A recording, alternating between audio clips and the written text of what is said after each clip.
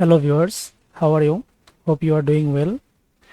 So today I will show you how to set up Gmail signature. Okay, how to set up Gmail signature. You can use it on your Gmail. So at first open my Gmail. This is my Gmail account. You can see. Okay, first of all, if you set this Gmail signature, please go to setting, then see all settings.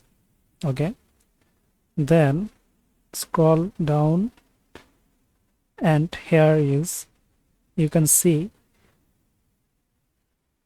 signature. Okay, signature. So click on create new. Here is your Gmail name, Gmail signature name. You have to set this, just one.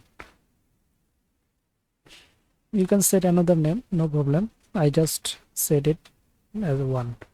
Now my email is here.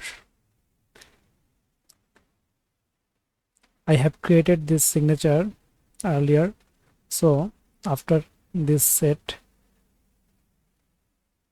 no signature, one, no signature, here is one, and down. Okay, and this is also okay. Now save change. Please wait. Now hopefully this is set.